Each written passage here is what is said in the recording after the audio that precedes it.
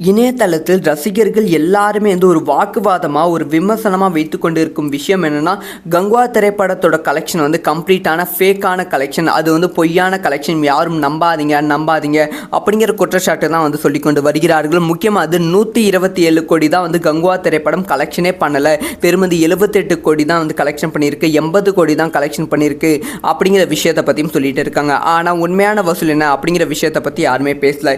இப்போ கங்குவா திரைப்படத்தோட அக்யூரேட்டான வசூல் என்ன அப்படிங்கிற விஷயத்தை பற்றி தான் பேச போகிறோம். ஸோ கங்குவா திரைப்படம் முதல் நாள் உலகளவில் 58 கோடி கலெக்ஷன் பண்ணியிருந்தது. 2வது நாள் முடிவில் 79 கோடி வரைக்குமே கலெக்ஷன் பண்ணியிருந்தது.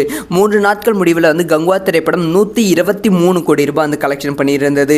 ஆனால் எக்ஸ்ட்ரா 4 கோடி அதிகமாக தான் படக்குழு சொல்லியிருக்காங்க. அவங்க கணக்குப்படி மேபி வந்திருக்க வாய்ப்புகள் இருக்குது. அதைத் தொடர்ந்து 4 நாட்கள் முடிவில் கங்குவா திரைப்படம் 158 கோடி ரூபாய் கலெக்ஷன் பண்ணியிருக்கு.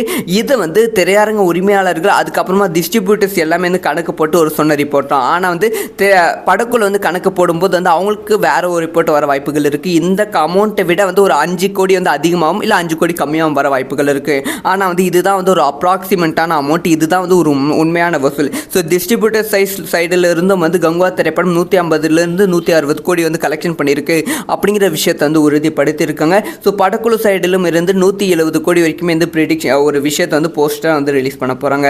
ஸோ ஆக மொத்தத்தில் கங்குவா திரைப்படம் ஓரளவு நல்ல ப்ராஃபிட்டபிள் ஜோனில் தான் இப்போ போய்கொண்டு இருக்கு.